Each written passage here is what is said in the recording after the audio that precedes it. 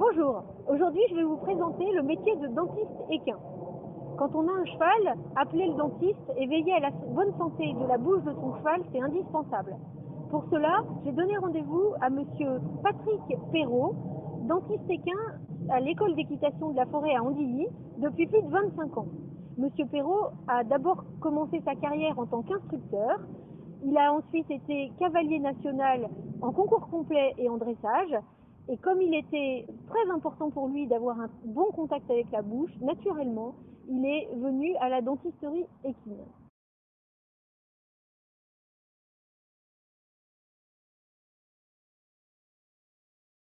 Bonjour Monsieur Perrault, donc vous venez aujourd'hui pour visiter les écuries de l'école d'équitation de la forêt à Andilly pour voir les chevaux et les poneys, et vous êtes dentiste équin. Voilà, effectivement, dentiste équin depuis maintenant 20-25 ans. Et ça fait également 20-25 ans que je viens à l'école d'équitation de la forêt, suivre les chevaux tous les ans, voir et les soigner au niveau des bouches et des dents. D'accord. Alors comment sait-on qu'on doit appeler le dentiste?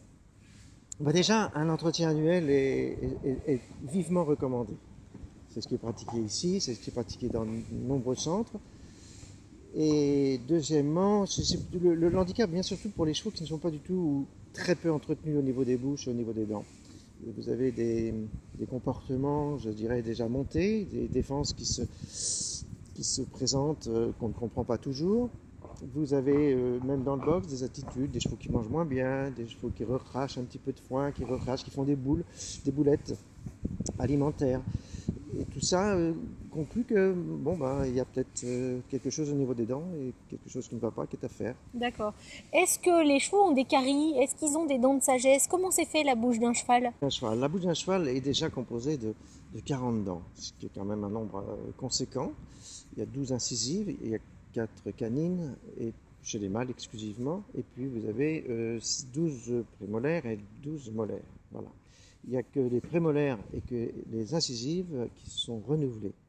Le reste, les molaires sont tout de suite des dents définitives ainsi que les crochets. Et renouveler, ça veut dire que c'est comme chez l'humain, il y a une dent de lait et une dent d'adulte, ou est-ce que ça renouvelle plus souvent que deux fois? Non, c'est tout à fait ça. Il y a dents de lait au départ et ensuite dents adultes.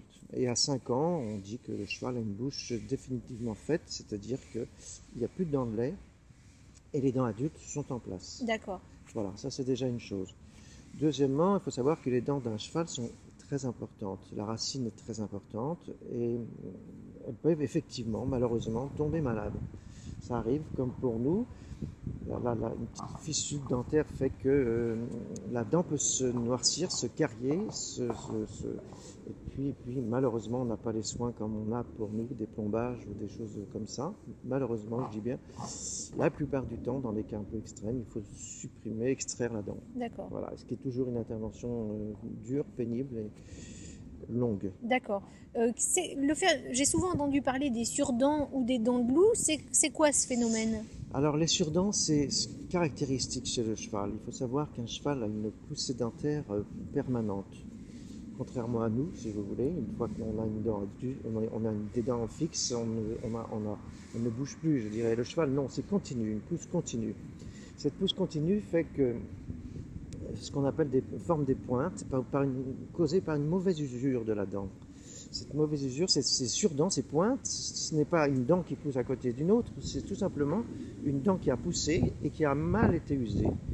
Et ces surdents, c'est sur tous les chevaux, quoi qu'on en dise. La plupart du temps, elles sont diagonalisées, c'est-à-dire qu'on a des pointes côté joue en haut, en maxillaire, et côté bas, en bas, côté langue. Des gènes qui sont plus ou moins importantes. Et donc ça, on va les râper en fait. Alors voilà, ça on va les râper, on va supprimer toutes ces pointes pointues, épaisses, gênantes, plus ou moins importantes. Il faut se dire qu'en moyenne, une dent pousse d'environ 0,3 à 0,6, 0,7 mm par an. D'accord. Voilà.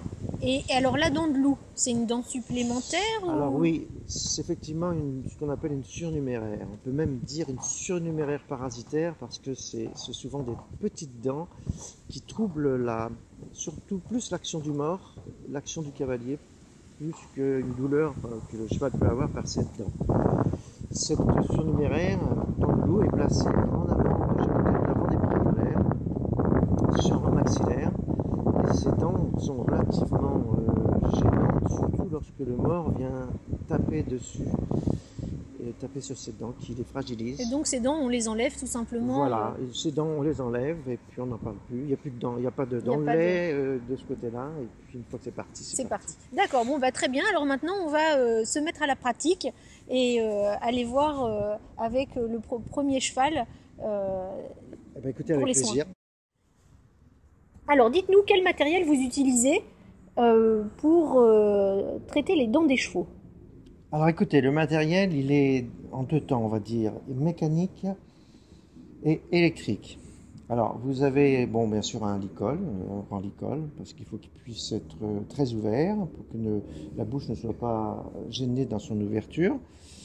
Et puis, vous avez tout des râpes, donc assez longues, râpes assez fortes également, qui permettent d'aller bien au fond de bouche, et puis de râper, entre autres, toutes ces surdents. Vous avez donc aussi un matériel électrique. Donc ce matériel électrique est assez bien élaboré parce qu'il est sécurisé. Sécurisé, c'est-à-dire que c'est une petite tournante, une petite plaque tournante et qui est en diamanté et qui permet, si vous voulez, d'agir exclusivement sur le dur et non pas sur tout ce qui est muqueuse, joue, langue, auquel cas le cheval ne peut pas être blessé par ce matériel.